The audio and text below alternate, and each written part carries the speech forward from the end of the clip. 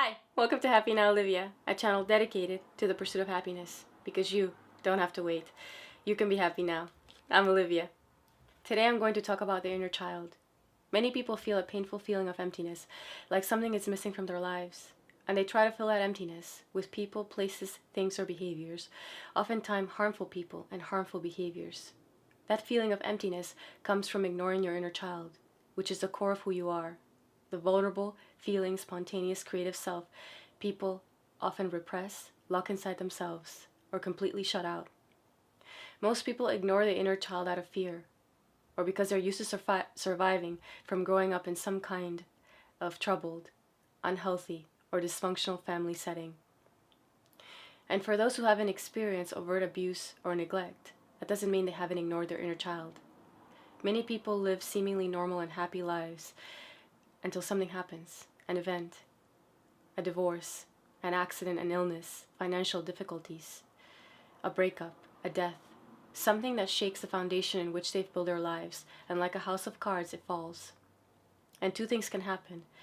They can pick up the pieces, go inside themselves, and build a foundation brick by brick, or they can ignore it and make the same mistakes again and again. Experts have estimated that 95% of people receive inadequate parenting.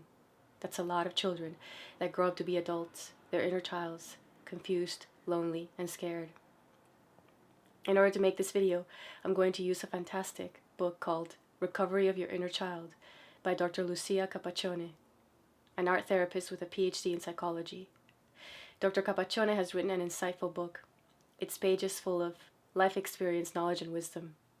And of course, my favorite, it's incredibly proactive, because at the end of the day, there's only one person who can help you heal your wounds, and that is yourself. You can count on professional and loving support, but only you are responsible for knowing, understanding, and meeting the needs of your inner child.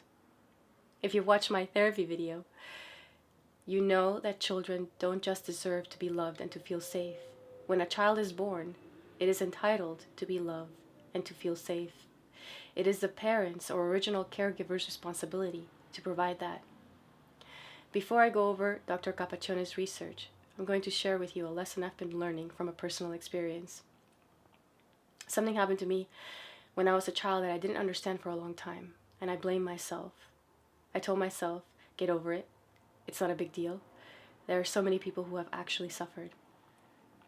When I was 6 or 7, my mom took my sister and I to her friend's house for the weekend. She had a little sister we loved to play with. Come Saturday, her friend and her boyfriend took the three of us and his little brother to a club to play in the pool, something we never got to do, and we were very excited. We took a public bus, which was basically empty, and for whatever reason the kids were being mean to me.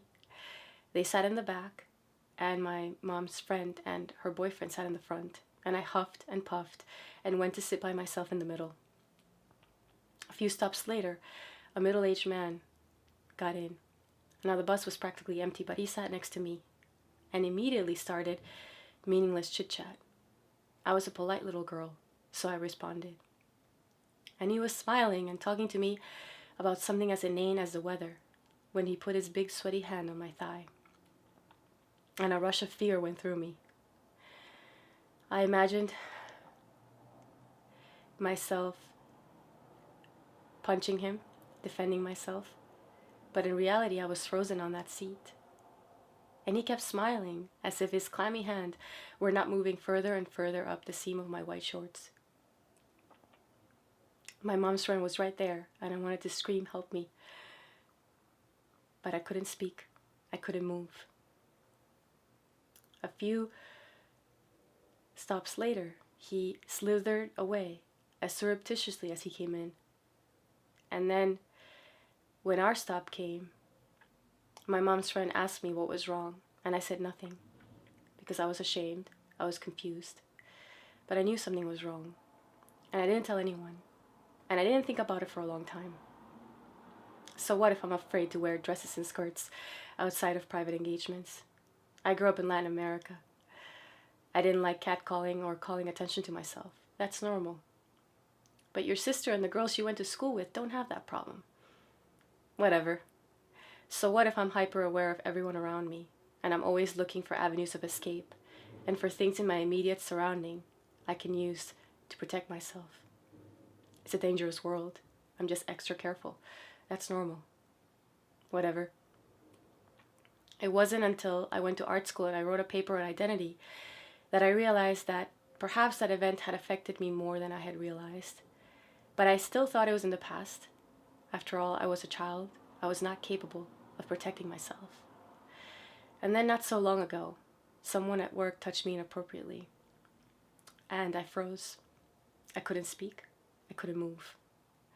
And afterwards, I was so distraught because I was 32 years old and I should have been able to protect myself. I went over it 1,000 times in my head, what I should have said, what I could have said, what I should have done. And I blamed myself again. But this time, I went to my therapist and I told her what had happened to me on that bus. And she looked at me wide-eyed and she said that all children should feel loved and safe. And that all it takes is one time for an adult or someone older to cross a line that should not be crossed, to shatter a child's sense of safety, to shatter a child's innocence, to turn an idyllic childhood world into something dark they don't understand and they have to hide from.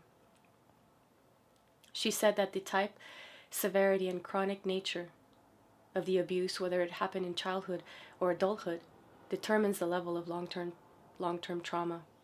Some people's abuse is so horrific, they forget about it for decades because it's the only thing their psyches can do to protect themselves from complete insanity.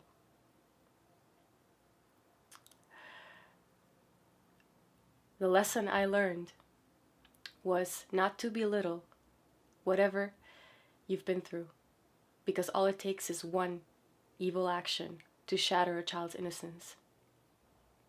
How do we know our inner child is present inside ourselves, crying out for some kind of attention? We know when we have feelings. When we feel joy, sadness, pain, or fear, that's our inner child coming out.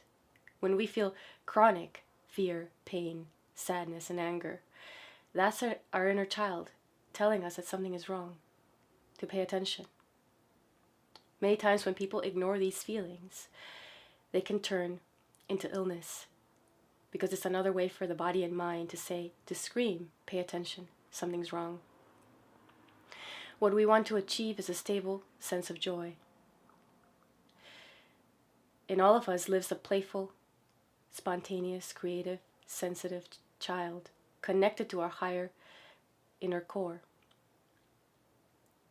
In order to heal our wounds, we have to connect with several aspects of our inner child and use a technique called reparenting to parent ourselves and heal those aspects inside ourselves.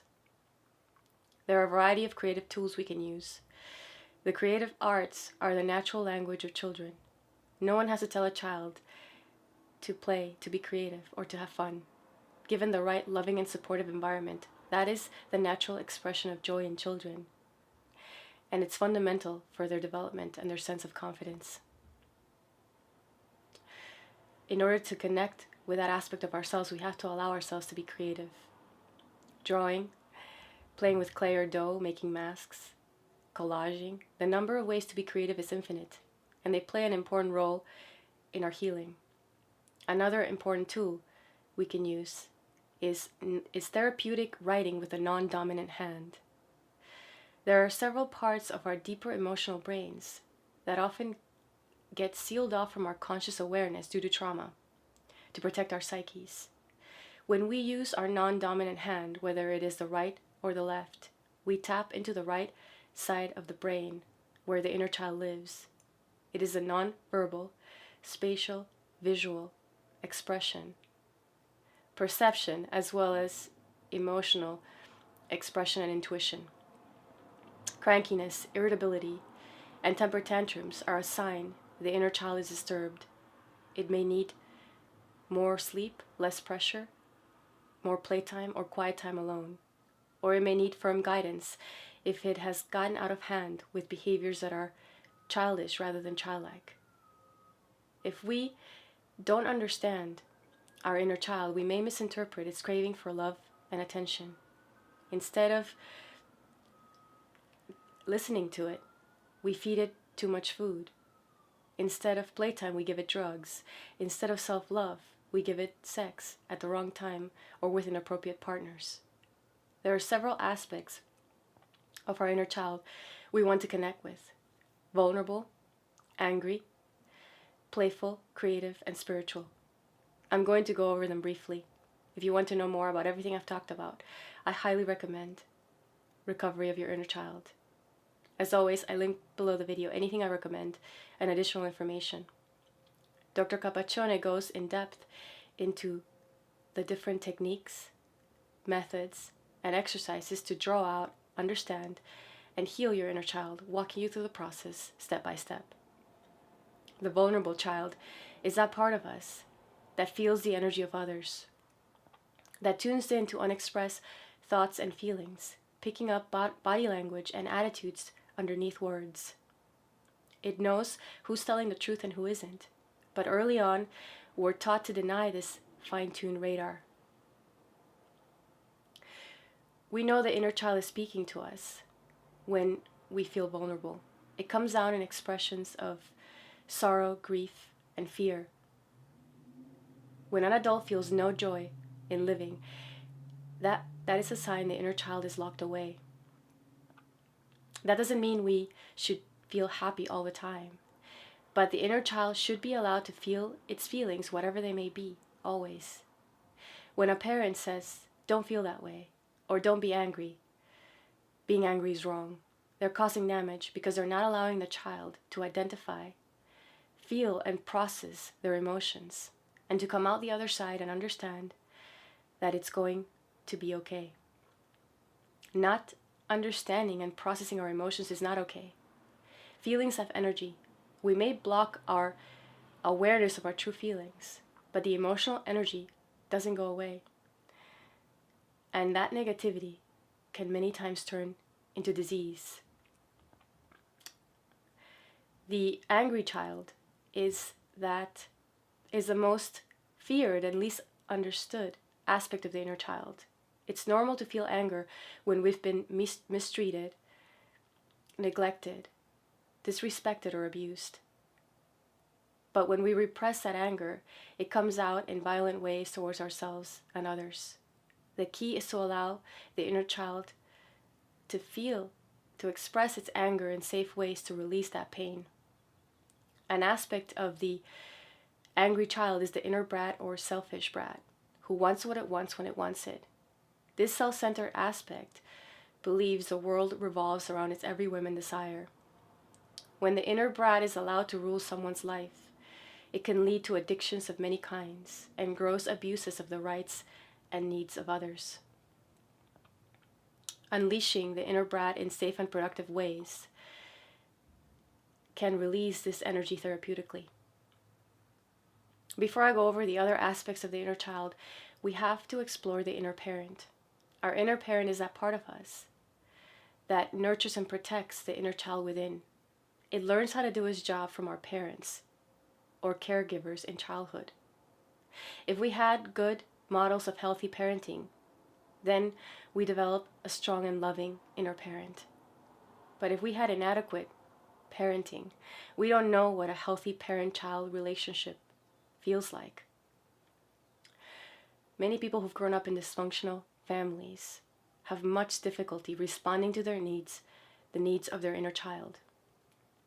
But even people who've abandoned their inner child have well-developed nurturing and protective abilities. The problem is that they often take care of everyone else's inner child except their own, leading to toxic and unhealthy codependence. There are three aspects of the inner parent: nurturing, protective, and critical.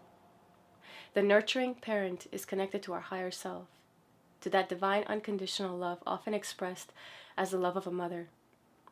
The nurturing parent embodies qualities of empathy, understanding, compassion, and caring. If we don't care for and nurture ourselves, we have less to give others, less energy, less enthusiasm, less love. As we begin to develop a loving relationship with ourselves, the need to find substitute nurturing parents in the outer world diminishes. We no longer put demands on our family and friends to do our inner parenting. We do it for ourselves. Our unhealthy, dependent relationships begin to transform into healthy, interdependent ones. If you want to know more about that, you can watch my love and relationships video. The protective parent is that part of us whose job is to look out for the welfare of our inner child. It sets boundaries and limits and deals with those who would break those boundaries, whether intentionally or through ignorance. It deals with the outer world when our inner child is in danger of being hurt or abandoned. Without our protective parent, inner parent, we wouldn't have survived beyond childhood. But sometimes our protector may eventually become self-destructive. What may have worked in childhood as a survival strategy, like suppressing your emotions, may damage or even endanger the quality of our adult lives. When we heal and strengthen this part of ourselves, it allows us to say no firmly to those people who want to control and manipulate us. The critical parent is that voice inside us, broadcasting day and night that we don't measure up, that we're not good enough. It insults and demeans us. It develops early on and learns from the people in our early environment who criticized, blamed, and shamed us. It is one thing to point out unacceptable behavior and another thing to shame a child's being. Those negative messages have been internalized and inked in our brains like permanent tattoos of shame. Our negative beliefs about ourselves come from the outside. They have been learned. They are not who we are. When we face these monsters of negativity inside ourselves, we see them for what they truly are, ugly, and we can slay them to free our inner child.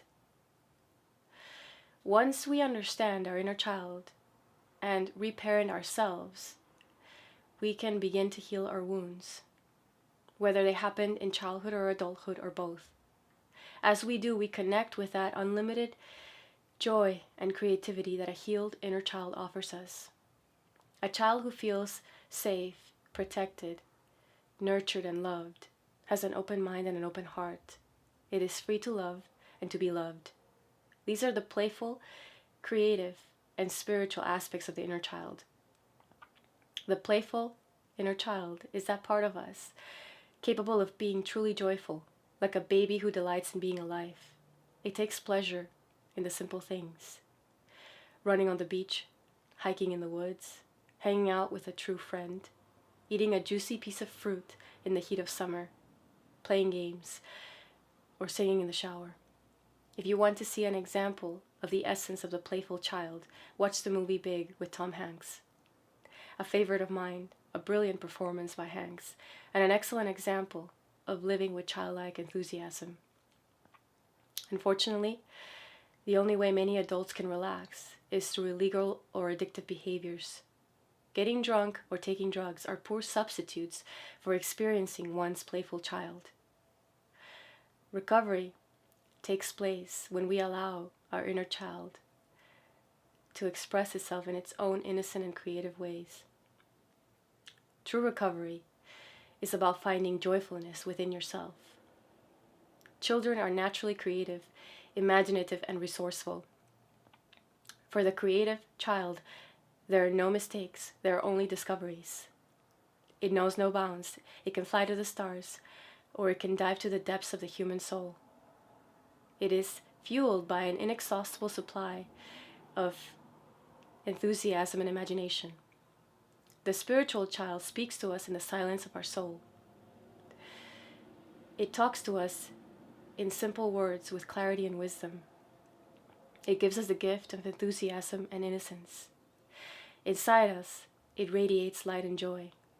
The spiritual child knows the truth, that we are sustained by an unlimited supply of divine love. The ultimate parent and the greatest teacher is our own spiritual guidance. And this wisdom lives inside all of us. The number of children who are abused and neglected every day is as appalling as it is heartbreaking. But the only way to change it is to change ourselves. Behind every person who hurts another person, who crosses lines that should not be crossed, who shatters the innocence of children, is a broken child who did not get the love and safety they were entitled to. And although this in no way condones their behavior, understanding the darkness in their hearts is the only way to move forward. The number one problem today that leads to this kind of suffering is lack of family values and lack of emotional literacy. Understanding, identifying, feeling, and processing emotions. Men and women are not born inherently bad. Somewhere along the line, their hearts were twisted and their psyches broken. Somewhere along the way, they learned it was okay to hurt others and to do whatever they want. The degrees of disrespect towards other human beings vary according to how broken they are. And there are so many people who are hurting because they don't understand how another human being could be capable of hurting them. Every child is entitled to be loved and to feel safe, which means they respect other children. And they grow up to be adults who respect other people and who raise their own children with the love, safety, and discipline they're entitled to. Education begins at home with the love and stability of family. No matter how much pain you have, you're not alone.